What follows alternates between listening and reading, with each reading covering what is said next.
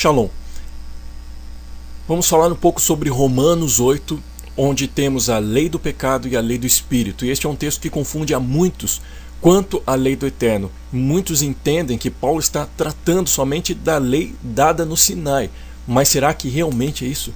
Bem, os dois primeiros versículos falam de duas leis. A lei do Espírito, que é para a vida, e a lei do pecado, que é para a morte.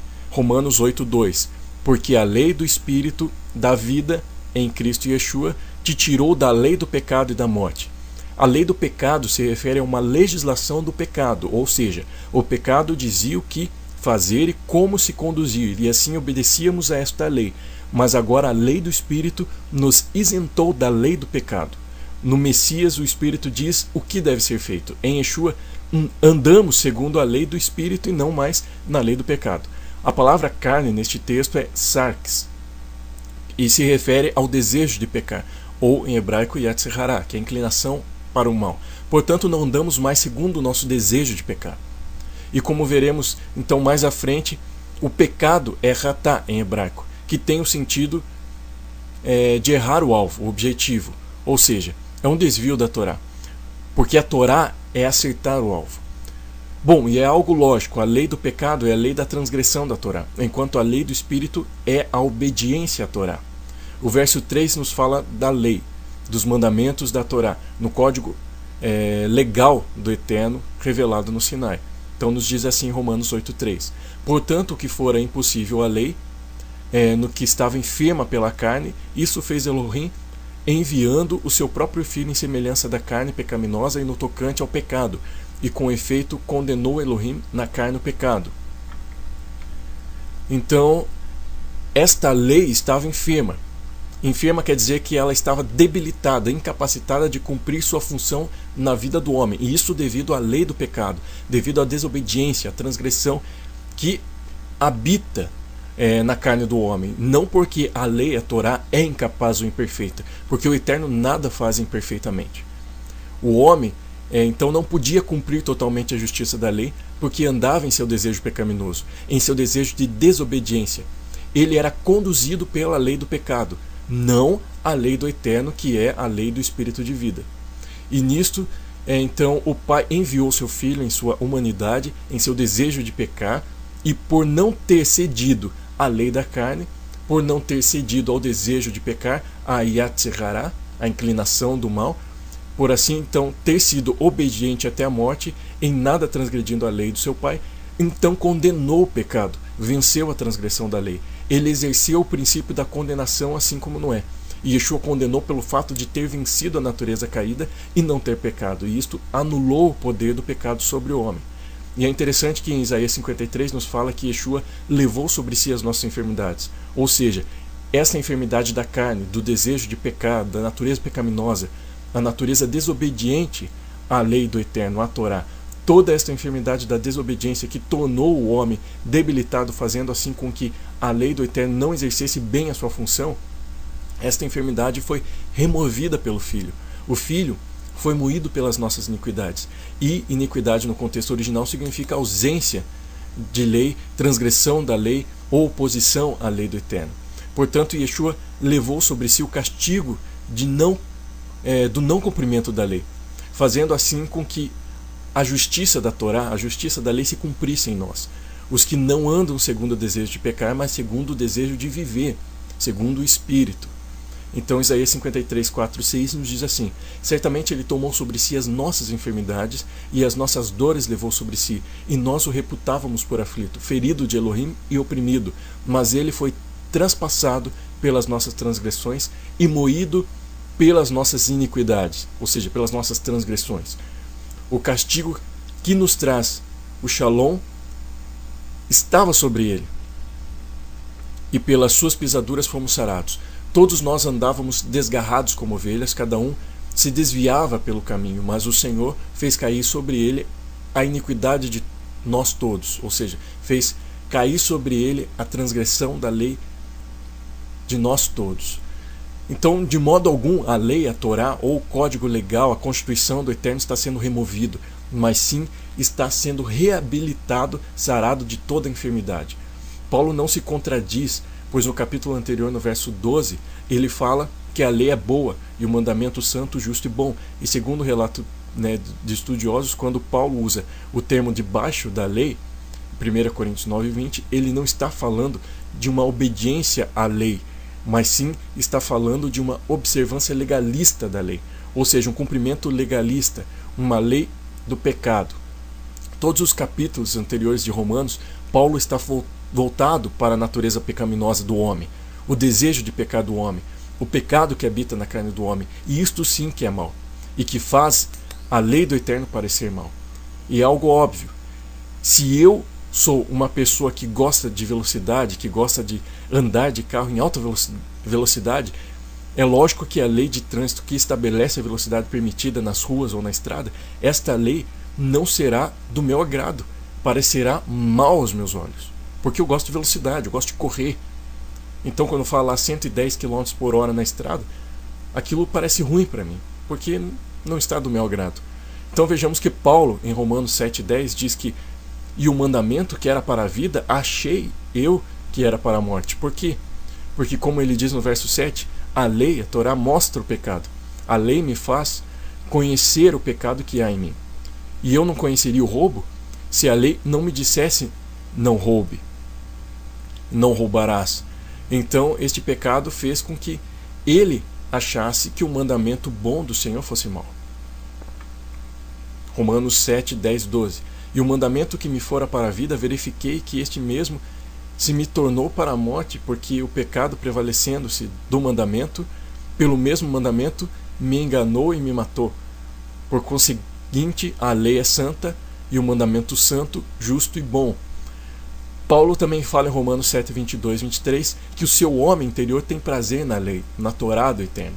Mas há uma outra lei, a qual não é a lei do eterno, e essa habita no seu corpo e que o prende ao pecado. E essa lei dificulta o cumprimento da lei do eterno, da Torá do eterno. Paulo continua no verso 24 indagando sobre quem o poderia livrar então desta lei do pecado, do corpo desta morte. Ele responde dizendo que Yeshua sim poderia. Então aqui só para nós percebermos que há várias leis e não podemos, toda vez que lemos lei, entender que seja a lei do eterno, a lei do pecado, a lei do espírito, a lei da Torá. Temos que entender o contexto que está sendo falado.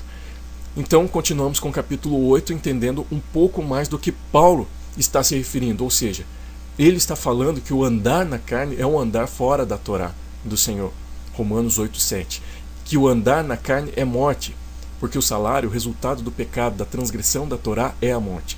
Em contrapartida, o andar no espírito, em obediência para a vida e paz. E como sabemos em Levítico 18:5, o Senhor diz que o homem viverá ao cumprir os seus mandamentos. Paulo está relacionando o andar na carne e no espírito com aquilo que ele fala em Gálatas 5. Vejamos o que ele fala em Gálatas 5. Digo, porém, andai no espírito e jamais satisfareis a concupiscência da carne. Porque a carne milita contra o espírito e o espírito contra a carne, porque são os opostos entre si, para que não façais o que porventura seja do vosso querer. Mas se sois guiados pelo espírito, não estáis sob a lei do pecado. Ora, as obras da carne são conhecidas e são prostituição, impureza, lascívia, idolatria, feitiçarias, inimizades, porfias, ciúmes, iras, discórdias, dissensões, facções, invejas, bebedices, glutonarias e coisas semelhantes a estas, a respeito das quais eu vos declaro, como já outrora vos preveni, que não herdarão o reino do eterno os que tais coisas praticam. Mas o fruto do Espírito é amor, alegria, paz, longanimidade, benignidade, bondade, fidelidade, mansidão, domínio próprio. Contra estas coisas não há lei. E os que são do Messias Yeshua crucificaram a carne com as suas paixões e concupiscências. Gálatas 5:16-24. Então podemos entender que Paulo diz que aqueles que são guiados pelo Espírito não estão debaixo da lei. Mas qual lei ele detalha no verso seguinte? A lei da carne, ou seja, a lei do pecado, a lei da transgressão, que são prostituição, lascívia e assim por diante. ele segue falando então de outra lei, daqueles que andam no Espírito. E por fim ele diz que contra estas coisas não há lei. Por que ele diz isso? É muito simples, porque não há nada na lei, na Torá do Eterno, que seja contra o amor, contra a alegria, contra a paz, contra a bondade, contra a mansidão. Muito pelo contrário, a Torá são estas coisas. Portanto, no verso 4, nos fala que os filhos do Eterno, os filhos de Elohim, aqueles que são participantes da mesma natureza do Eterno, ou seja, aqueles que não participam mais da natureza do pecado e não estão mais debaixo da lei do pecado e que morreram com o Messias, com Cristo, e foram vivificados juntamente com Ele, estes são guiados pelo Espírito. Estes são guiados em toda a verdade. A verdade que é Yeshua, o Verbo, a palavra, a Torá. E segundo o relato de João e Yohanan em 16:13, e por consequência se tornam filhos, pois como vimos, então os filhos participam da mesma natureza do Pai. E o texto segue com Paulo falando de um padecer com Cristo, um padecer com o Messias e uma glorificação com Ele, em Romanos 8:17. Paulo também fala sobre as aflições deste mundo, as quais não se comparam com a glória que há de ser revelada em nós ou para nós, em Romanos 8:18. Então podemos notar que o padecer com Cristo, com o Messias, significa as aflições do presente, enquanto a glorificação com o Messias indica a glória revelada futuramente. Aqui vemos que Paulo começa a entrar em uma questão de tempo, porque ele fala neste tempo presente. E isto mostra que há um tempo futuro, em que algo mais perfeito será revelado. Então percebe-se que uma palavra bastante utilizada nos versos que se seguem é a esperança. E essa palavra indica futuro. Espera-se algo que está por vir. Então, mas o que é esperado? É esperado a manifestação e a liberdade da glória dos filhos do Eterno. E vimos há pouco que os filhos do Eterno são guiados pelo Espírito dentro da lei do Espírito, gerando frutos que são do Espírito, os quais a Torá é a favor e não contra. E a natureza do Eterno é revelada nestes filhos, e não vivem mais a natureza da carne pecaminosa.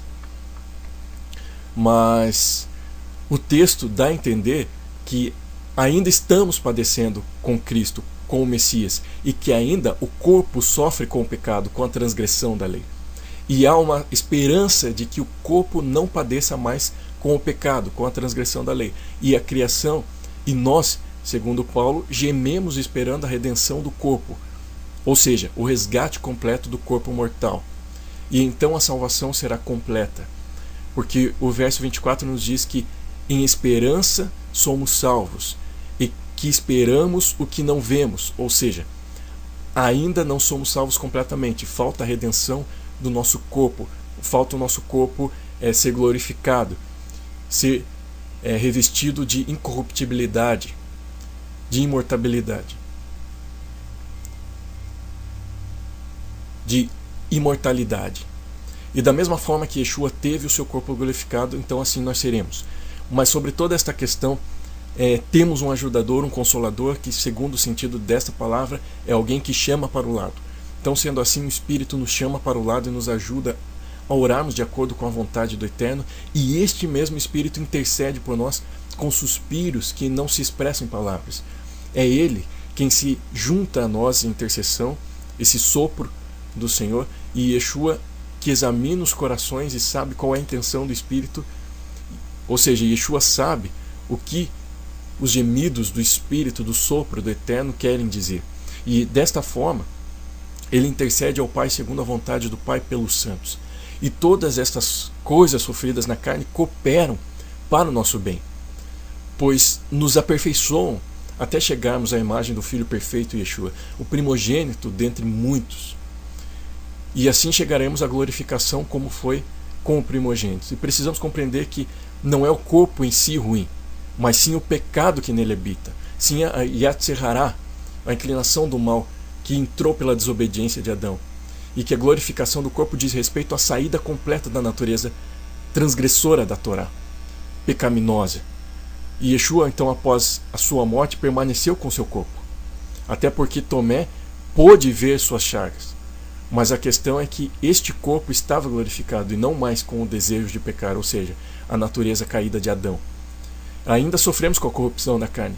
Ainda o pecado, Yatzará, sempre se apresenta diante de nós, como Davi disse um dia, no Salmos 51, 3. Porém, como está escrito em 1 Coríntios 15, 42 e 50, teremos um corpo incorruptível no reino vindouro do Eterno. Então, de tudo isso que Paulo falou neste capítulo 8, podemos perceber que ele, a criação, e nós gememos pelo dia em que este corpo não mais sofrerá com a lei do pecado, com a Yatzerará, com a lei da desobediência,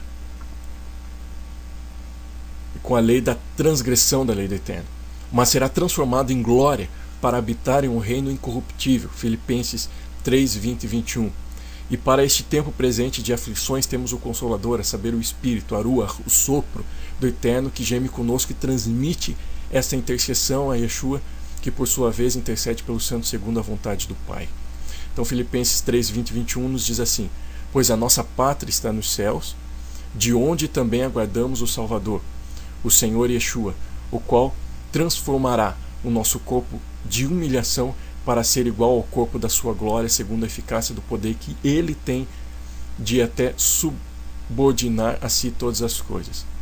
Então, quando diz aqui a nossa pátria está nos céus, quer dizer que a nossa pátria, a nossa origem, está naquilo que é de cima, naquilo que está no alto, e não de acordo com aquilo que está embaixo, corrompido, não de acordo com aquilo que é um corpo corruptível, mas sim naquilo que é de cima, e não naquilo que é de baixo.